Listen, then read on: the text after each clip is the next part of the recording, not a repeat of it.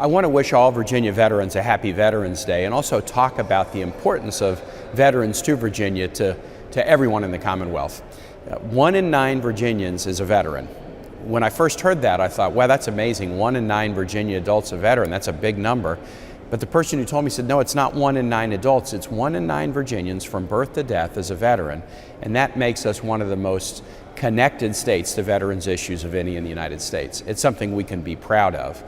If you add to our veterans their families, our active duty military, our Guard and Reserve, our DoD civilians, our DoD contractors, you can see why the relationship between Virginia and the military has been so strong throughout our entire history. As I travel around the state, I have the opportunity to meet with veterans and their families and talk about the important issues of veterans' health care, employment access, housing, so many issues where we need to do all we can to make sure that our veterans have services that they need and are treated with the respect they deserve. My first piece of legislation as United States Senator was the Troop Talent Act of 2013. We've got it passed through committees in both the House and Senate in a bipartisan way, and we're working to now pass it on the floor of the Senate and the House.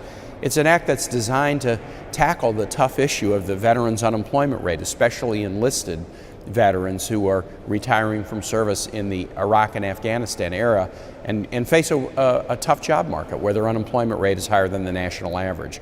We're doing what we can to make sure that active duty military get civilian credentials for the skills they obtain when they're in the military so that when they become veterans, they can more easily find traction in a civilian workforce.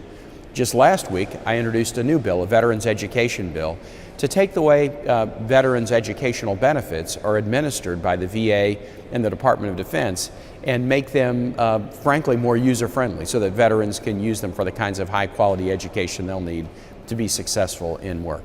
I look forward to continuing to work with Virginia's veterans community, especially in my capacities serving on the Armed Services and the Foreign Relations Committee.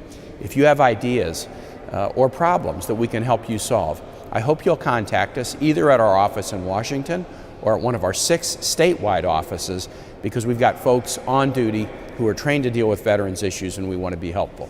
But to everybody in Virginia, let's make this Veterans Day week a successful one. Reach out to somebody who has served this country, tell them how much you appreciate it and how proud we are of our great track record of Virginia veterans. Thanks so much and have a great week.